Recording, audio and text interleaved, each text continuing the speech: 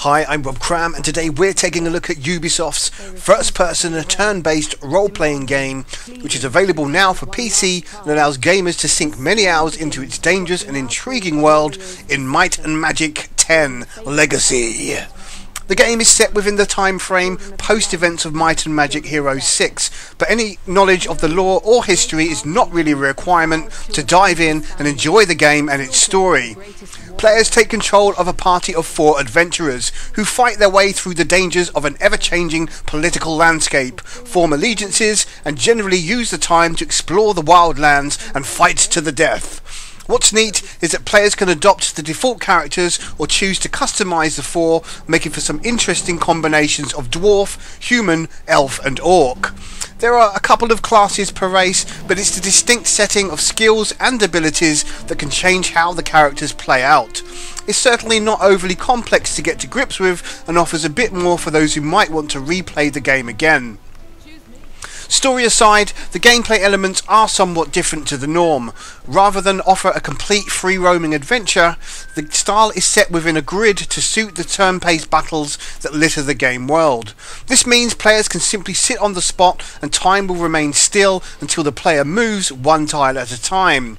What this does mean as well in terms of combat is that players can position themselves for tactical advantage and dish out ranged attacks as enemies move in and melee attacks when up close. The tile-based system works well enough, but has to be said, feels a little clunky when an obvious free movement could have also worked in the more open areas of the game. The play areas are divided into towns, open plains and dungeons, with the latter offering more confined moments of exploration. What seems to be the normal way to play is to stock up on supplies and rest at towns and then head out into the wilds and seeing how far you can progress. It's here where the player progression is seen in a visual element, because any cleared areas remain clear for the duration of the game, which means there's always safety to fall back on by simply retreating. There's a fair bit of trial and error here, and although the story progression cleverly locks off areas, there are some moments where adventurers will encounter all-powerful beings that give a suitable beatdown and require players to come back once they've leveled a bit more or come equipped with the right items. Saving game often is a must here, and thankfully you're not penalised for doing so.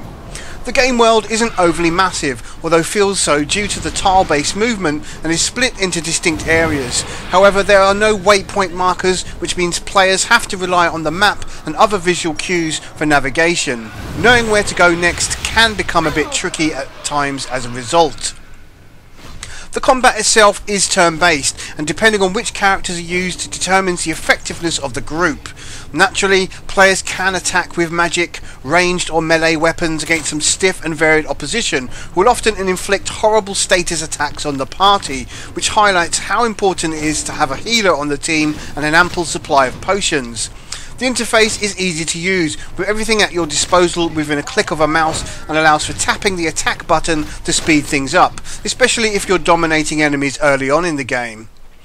Graphically, Might and Magic 10 Legacy is pleasant to look at, although rests on the simpler side of things rather than going all out.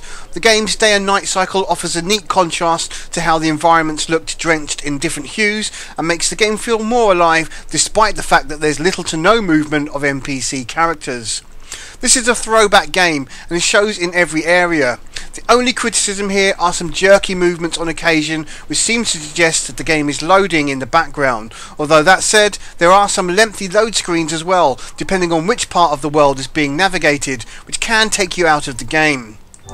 Audio is of a good quality, with some voice acting representing itself amid text for the more generalised and majority of the interactions. The only real criticism here, aside from a lack of sound effects, is when wandering through the populated areas, where looped sound effects become more apparent. There are also moments where your party members utter the same phrase every time one transitions from one area to another. That said, some rousing music that rises when entering battle stance and provides a warm glow when simply wandering the open plains is put to good use, making for a pleasant sounding game overall. In terms of longevity, the game offers many hours of play, and with the option to up the difficulty and choose different character classes and their attributes means there's enough to tinker with on subsequent replays. The only real downer here is a lack of random elements, with the progression playing out in an identical manner each time you play. Might and Magic 10 Legacy is an interesting game that stands out for sticking to its design choices and offering a blast from the past for current gamers to enjoy. In comparison to its more action-orientated cousins, it feels quite backwards, but then again does a fine job of presenting itself with its first-person viewpoint and added challenge. For fans of turn-based games, then this is well worth checking out, as there's some neat and enticing world to explore. Anyone else might feel let down by the clunky movement, vagueness and lack of free spirit to wander the game world in a more traditional manner. Might and Magic 10 Legacy scores 7 out of 10. I'm Rob Cram, thanks for watching.